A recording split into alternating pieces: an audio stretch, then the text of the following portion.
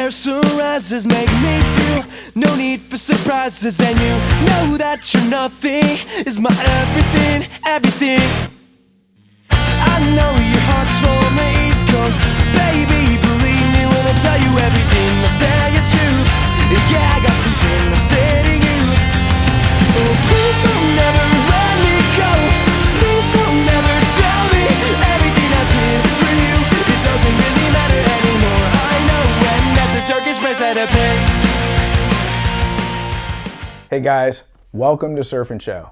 I'm Noel Salas, and today's surfboard review is on the Hydroshort by Daniel Thomson, aka Tomo is with us on the show. We are so stoked to have you. Thanks for having us, Noel. Stoked to be here, mate. Yeah, so we ran into each other at the boardroom show. I saw the Hydroshort, started picking it up, ran over, saw you stretching, hanging out, and so we just started talking boards, and I invited you for a surf, hung out for a couple days, right? Yeah, that's right. Yeah, we're at the Delmarsh boardroom show, and yeah, we're releasing our new line. Obviously, the Hydroshort is the new model upcoming for Firewire in the helium technology. And yeah, I was showing Noel the boards and he was super excited to try it. So we took it down to Lowe's today and got a shred on. Absolutely. So quick question, Hydroshort, any relation to the Hydra Naught? Yeah, it is. It is a continuation of that design.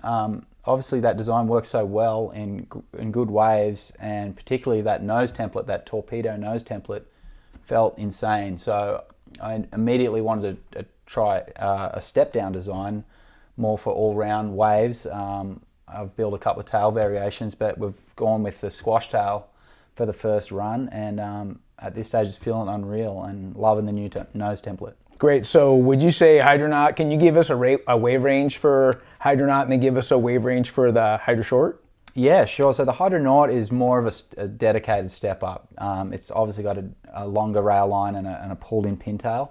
So it's a real drivey board. It carves great. So it's more suited to, well overhead. So I would say like 5 feet would be the low end of the range. Sure. If it's a real powerful 5 foot wave. Mm-hmm. And the upper end of the range is kind of pretty far up there, like 10 to 12 feet, depending on the size of Hydronaut you're riding. Sure. When it comes to paddling and catching the wave. Mm-hmm. But as far as the rail line and hold you get out of that board, you can ride quite large waves if you're willing to paddle over the ledge on a small board. So sure. So then you scaled it down, maybe thinking what size wave size for the Hydroshort? Yeah, so I guess the Hydroshort would be more of a your typical all-round board. You wouldn't call it a groveler. It would be something you pull out in a 3 foot point break or 3 to 6 foot fun running waves or beach breaks. Sure. But yeah, in that 3 to 6 foot range where it would really find its magic sweet spot. Now, as we're looking at the outline, the first time I saw the nose at the boardroom show, I saw the board and I was just immediately drawn to it because I fell in love with the Cymatic. That was a really fun board for me. Mm-hmm. But it took me some getting used to ride that blunt nose shapes that you've been doing, right? And so seeing the Hydroshort, I'm thinking, oh shoot, that looks good. The Hydronaut looked good to me too. Mm-hmm. So is this the second board with the similar nose compared to the Hydronaut? Yeah, so I guess, with the difference with the Cymatic to the Hydroshort or the Hydronaut, they're a totally different category in my mind. Those boards, the Cymatic is more of a planing hole design. It's supposed to be very parallel in the outline in order to get, enough rail line to drive through your turns in a very short package. Sure. So it's designed to have a wide nose and a squared off nose. So you're able to ride the smallest possible board, so you can control that board really well, and it's fun to ride small boards that have a lot of drive. So sure. That's kind of my idea with that design. But with this design, I'm trying to bridge the gap between a traditional high performance design and the softer aesthetics of a reduced length in the nose. Obviously, making a board more minimal and refining the design in its template mm-hmm. is, in my mind, a way forward to continually evolve the shortboard design. So for me, the sharp point of the nose was something that we could dispose of without taking any performance away from that design. Sure. If anything, it's going to give you some more performance attributes that you wouldn't normally have. It fits tighter in the pocket, it's real free and obviously safer. So as we flip the board over and we're starting to look at the tail outline, I see like maybe some similarities with the SKX, is that right? Yeah, that is right. It definitely played a role in this design.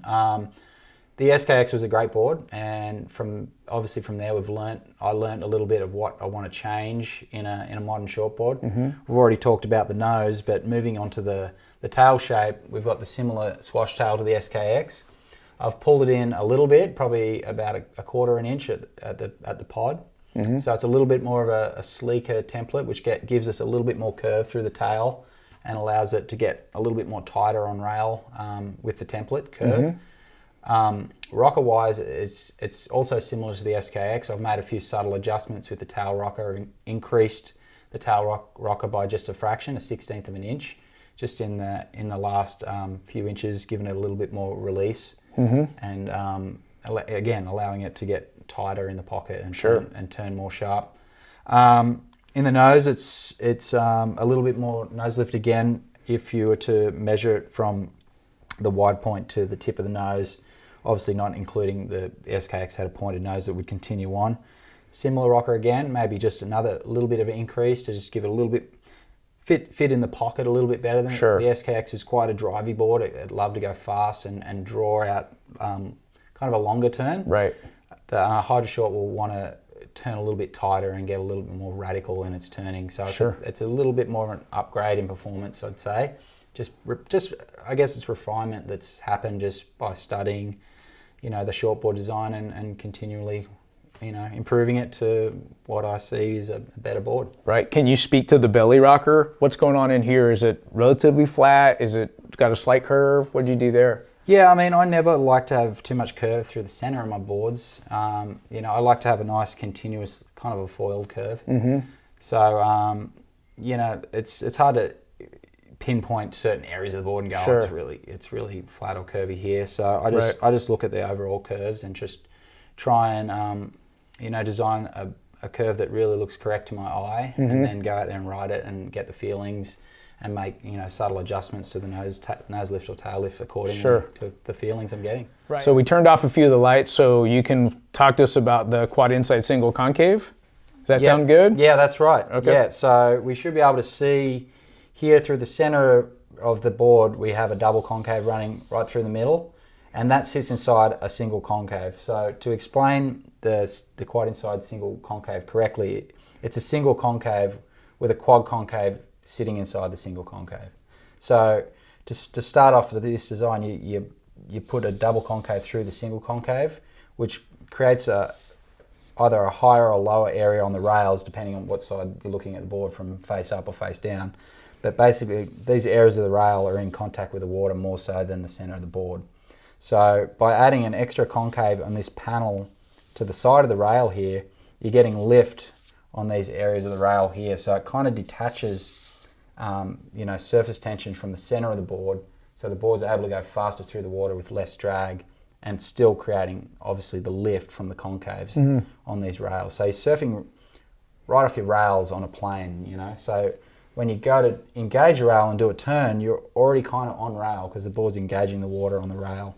And by having a concave on the rail, your edge is really engaging the water. You almost got a tucked edge kind of a feeling. So that creates exceptional responsiveness. It's almost an instantaneous responsive feel. So in my feeling is that the quad inside single concave enhances a traditional concave to the next level. You're taking that feeling and taking it to the next generation of sensitivity and lift and speed, which a normal concave has given us in the past. But maybe you could talk a little bit about helium and the XTR extruded foam, the differences. And since we're going into EPS, we really didn't talk about the rail design. So maybe you can kind of speak to a little bit of that. Over helium, the tech is definitely a flexia tech, so it's really lively underfoot and more suited to a smaller to medium-sized wave to get the most out of that spring. And that excitement of that real springy feeling. XTR, on the other hand, is bit more of a stiffer tech. It's a strong build with a parallel carbon. You have the stiffness running outside of your heel and your toe side edges. So that gives the board a very stable, solid feeling. Not much chatter and stuff. So maybe that tech would be a little bit more suited to a larger wave or a choppy face condition. In regards to the rail shape, I've been shaping primarily epoxy boards for most of my career. So everybody knows they have a bit more of a buoyant feel underfoot and more of a floaty feel. So I solve that issue by reducing the volume in my rails. So most of my designs have a more of a lower rail shape to deal with that challenge of making the rail sink as deep and have as much control as you possibly can out of a board. So yeah, I feel that's the ideal rail shape for most of my boards, is to have that more of a down rail, not too knifey. I'm kind of like getting that nice balance where there's a little bit of foam in there, but just that right amount to offset your burying the rail with an epoxy core. So we've talked about the helium technology or construction, XTR. We've got something new here. And I know I saw something on Instagram that you're doing some limited number run custom out of Australia. Tell us a little bit about that and this new construction. What are you up to? Yeah, so really excited to be back in the shaping room and shaping boards for customers, direct to the customer again. We've got this new epoxy technology with a really high density EPS core. We've got a 2.5 pound EPS core, so it's super strong, really good for denting, not too much denting, and it has a great flex feel even without a stringer. We're reinforcing the board with a triple 5/8 inch carbon fiber unidirectional strips on the top and the bottom with a unique flex pattern to enhance the flex through the tail. So we've got a really sick new tech, really excited about that. A bunch of new models, and for the first time in a few years I'm hand finishing and designing the boards for customers, so sick. They can get one direct from me myself. Okay, so when you say limited edition, first I got to ask, how many are we doing for the year? And then where do we go? Is it your website? Where do they go to order something like this? Yeah, so it's small numbers. We're only going to do 300 a year.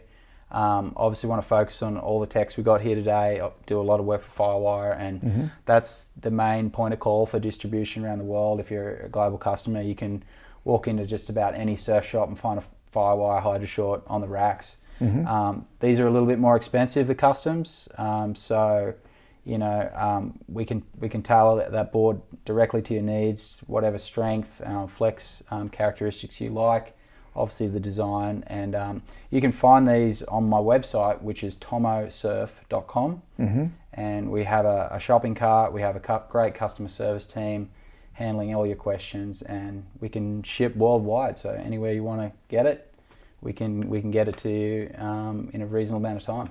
Epic.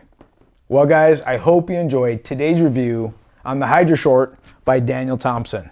Dude, we are so stoked to have you. You are welcome here anytime to help break down these boards, and I enjoyed surfing with you too. It was a blast. Right on, Noel. Thanks for having us. I really enjoyed sharing my designs with you. Had a great time surfing today, and looked forward to doing it all again real soon. Sick. Hey, special shout out thanks to Firewire for sending this board down for review. Hey, if you like the show, subscribe. You can also find us at surfandshow.com. Until next time, we'll see you in the water. Bye-bye.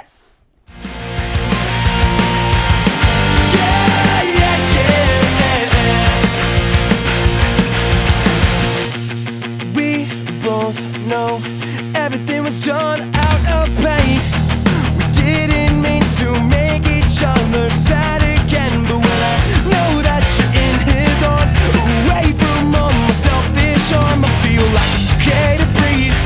Yeah, you can finally be. Can finally be happy that you're never coming back. And everything I did for you, it doesn't really matter anymore. I know, and that's the darkest price I had to pay. Yeah, yeah, yeah.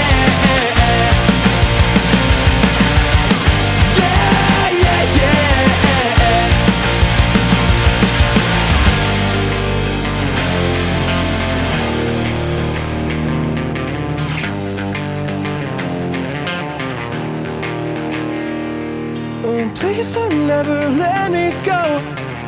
And if you do, oh, please forget my name real slow.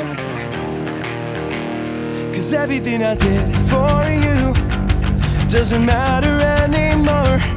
And it happens, and it happens, and it happens.